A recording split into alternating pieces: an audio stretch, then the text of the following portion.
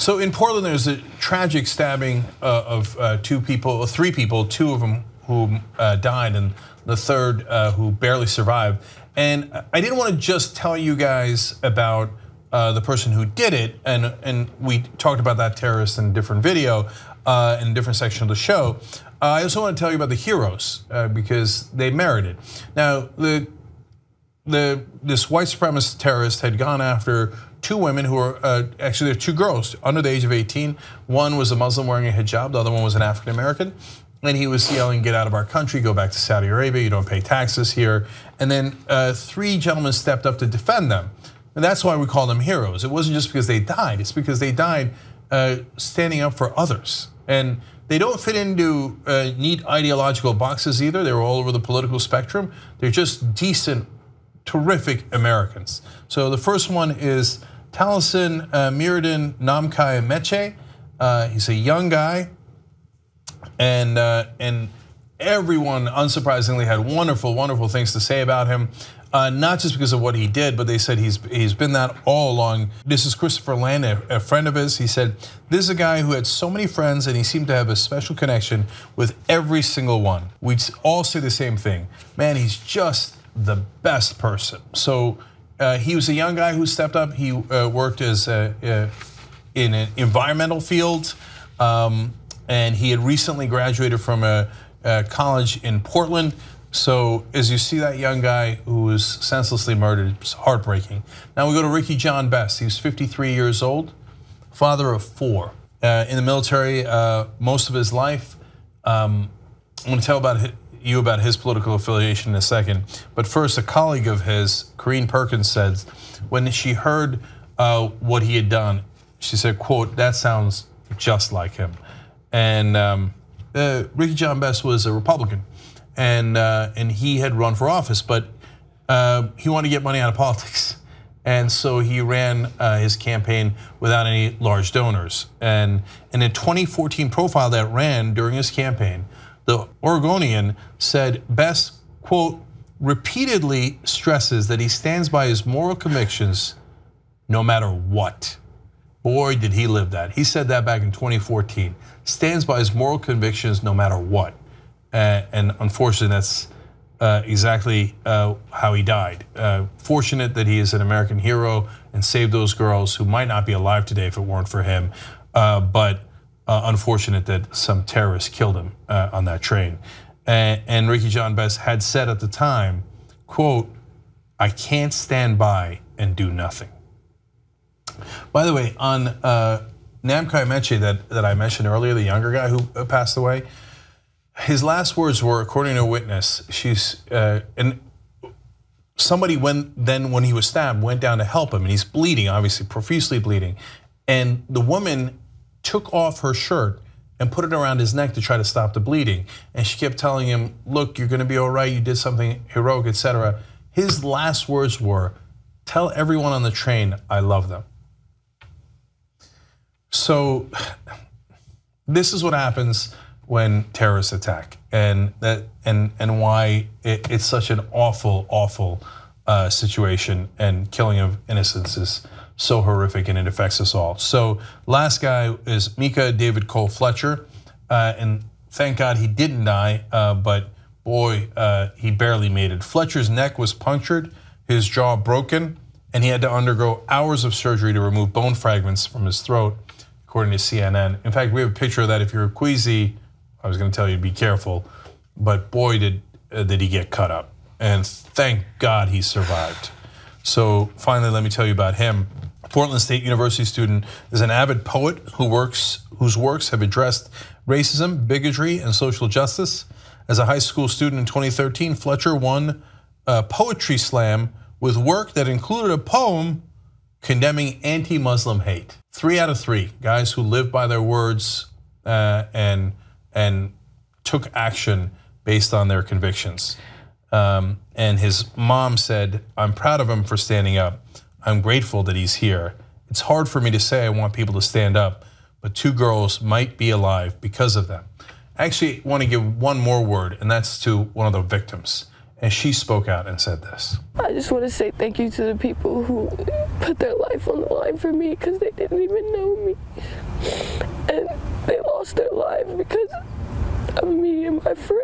and the way we looked. And I just want to say thank you to them and their family, and that I appreciate them, because without them, we probably would be dead right now.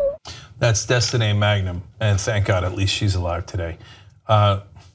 So in this horrific attack, at least we see the best of us, and those guys who stood up for these girls who were under attack by this white supremacist are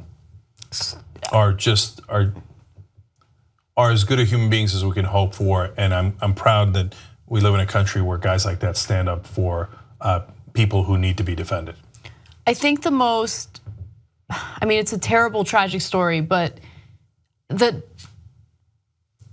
slight positive coming out of this is just the different ideological, characteristics that these heroes had, and how they all were principled, all were completely decent human beings and wanted to defend who they saw as defenseless people being attacked on a train, right?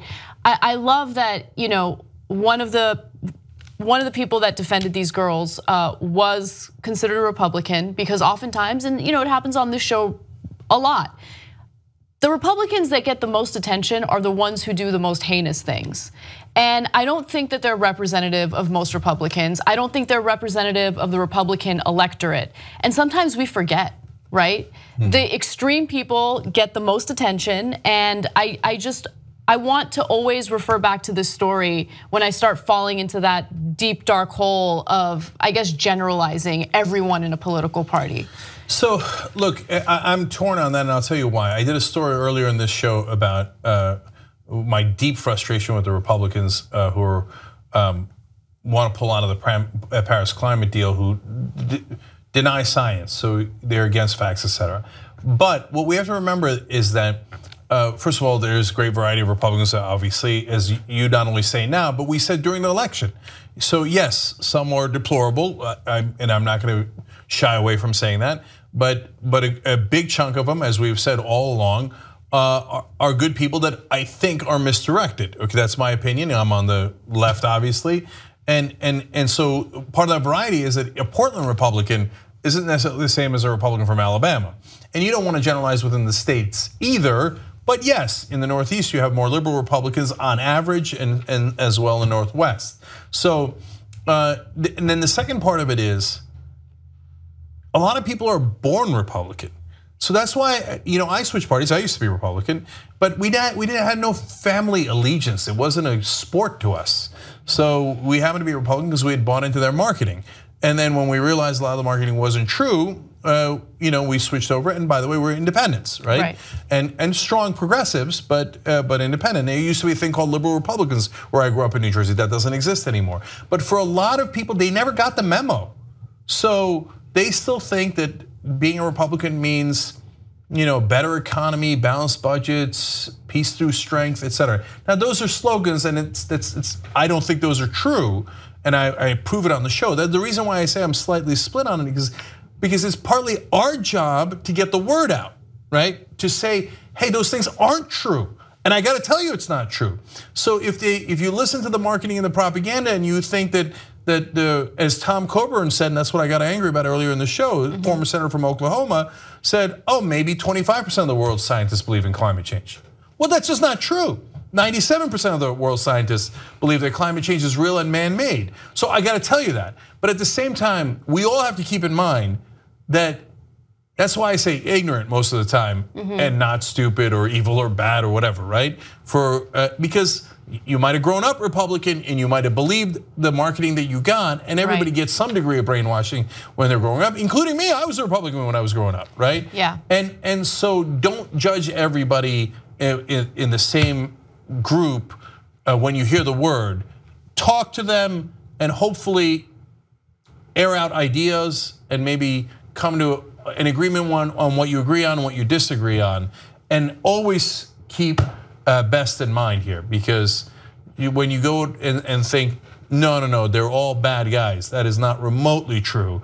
And here is one of the best stories I've heard about heroic actions by an American, and And also true of a wonderful evangelical Christian who we made Turk of the Year one year, who went to go fight Ebola and went to Africa and endangered his life so that he could save others. So as we get frustrated day in, day out, let's not lose track to make the same mistakes that other folks make. I mean, this guy's a white supremacist that did the attack. He generalizes people by certain buckets, race, religion, etc. So we should be extraordinarily careful not to do the same. You just watched the video from the Young Turks. Did you know that there's a live 2-hour show every day, and that if you're a member of the Young Turks, you can get that on demand anytime you want without ads? Plus the post game just for members, plus Aggressive Progressives, plus Old School, plus so many other network shows. Go right now, tytnetwork.com/join.